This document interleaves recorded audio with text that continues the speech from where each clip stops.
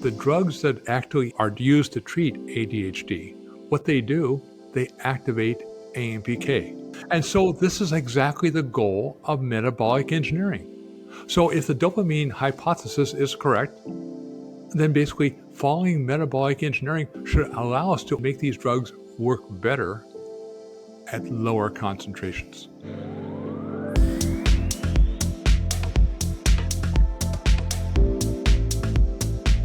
Hello and welcome to the Wellness Zone podcast. I'm Mary Perry and today I'm here with Dr. Sears and we're talking about ADHD. So Dr. Sears, can you tell everybody what ADHD stands for and what exactly it is or how you define it? Well, what ADHD stands for is Attention Deficit Hyperactivity Disorder. It's a neurological condition really composed of three components. One is potentially inattention. You have difficulty in staying focused and difficulty in staying organized. Also, there's hyperactivity, like you're talking too much, moving around too much, and basically just having too much energy. And finally, impulsivity, basically thinking or acting without thinking of the consequences. So it's a very broad definition, but it does affect a lot of people in America. Our best estimates, it affects approximately 11% of children today who have diagnosed ADHD, and usually about twice as many boys than girls. But we also have ADHD in the adult population. About 5% of adults also have ADHD, again with males being more predominant than females. And Dr. Sears, do you suspect that our diagnostic criteria has gotten better over the years, or do you really think that this is a condition that's on the rise? I think it's really a condition that basically has risen, especially in the last 10 years, because our diagnostic criteria has been fairly constant. But again, as to why it's rising, that's an open question. So what do you suspect might be a link between this increase in ADHD? Well, nobody really knows. Nobody really knows what causes ADHD. However, we have some potential suspects, kind of like the usual suspects in Casablanca. And one of the most potential suspects is low levels of the neurotransmitter dopamine in the brain. And dopamine seems to be a link to a lot of, neurological conditions. So what exactly does dopamine do? It does a lot of things. It makes life worth living. Dopamine is essentially a reward hormone. It rewards you for remembering things. It rewards you for doing motivation. It rewards you for learning. So if you have low levels of dopamine, you're not getting rewards for doing these things, which are normally hard to do. And how it does this is by basically, it's a neurotransmitter that allows basically the reward circuits in the brain to be activated upon completion of those tasks. So this is why that, learning initially is hard, but say, I kind of like it because I get a nice dopamine high by completing a task. That's if you have adequate levels of dopamine in the brain. Now, are there natural ways to raise dopamine, or do people have to take drugs in order to see this increase in dopamine levels? Well, let's talk about the drugs, because the drugs are all based upon this dopamine theory of what causes ADHD. And the drugs that basically we use to treat ADHD are those that increase dopamine levels. And how they do that is they basically block what is called the reuptake mechanism. As nerves interact, they release neurotransmitters, and then they're taken back up by the releasing nerve. So if you have low levels of dopamine and you block that uptake, theoretically, this will increase the levels of dopamine. And this is exactly how antidepressants work. Same type of reuptake inhibitors, but now basically to increase the levels of serotonin so you aren't depressed. Now, the question is, are there other ways to raise dopamine? Well, not directly, but what about indirectly? Because now we know that the drugs that actually activate, are used to treat ADHD, what they do, they activate AMPK. Does that sound familiar? It does. It does. And so this is exactly the goal of metabolic engineering.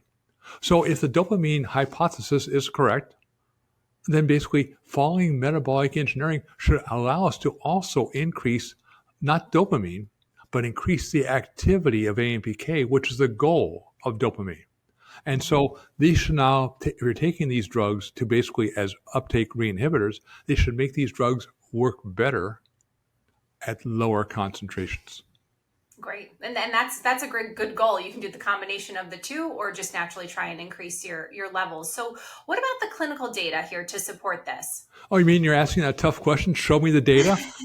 Yes. Well, Show me actually, the data. there is clinical data. In particular, 2 peer-reviewed studies published back in 2007.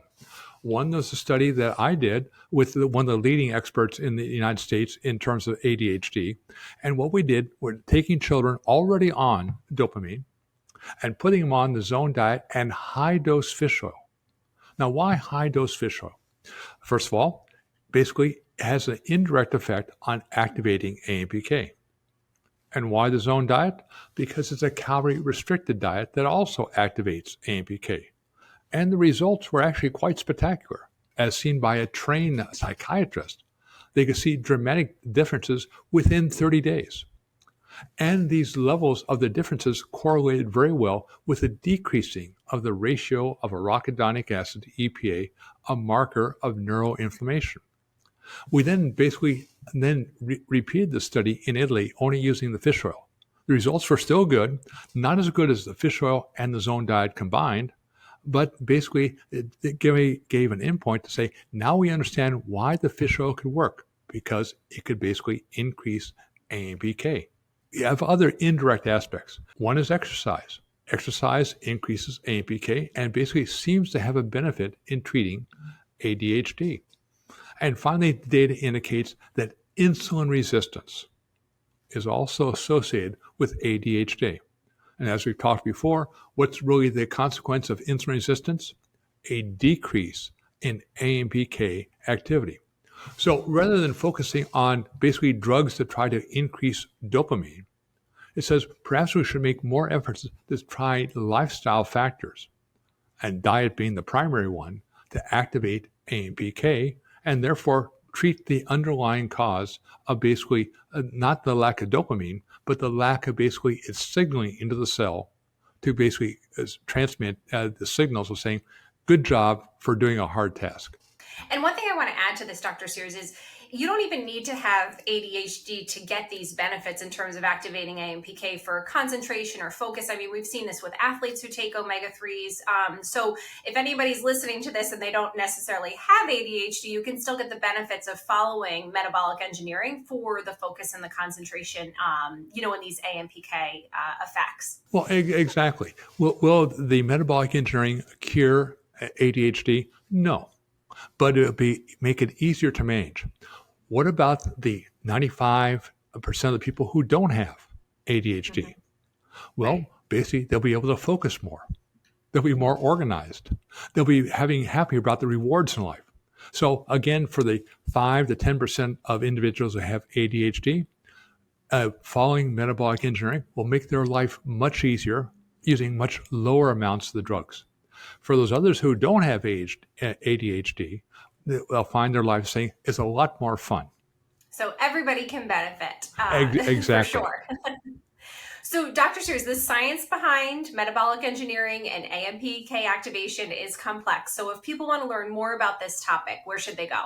Well, you're quite right. It is complex. So that's what we try to do at drsears.com, is to explain the complexity of metabolism and what you can do to affect that, and what is the science that supports it.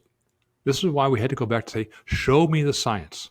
It's one thing to write a blog, but say, is it backed by scientific studies that can be reproducible? If so, then that's something to basically try to integrate into your lifestyle for how long? Forever.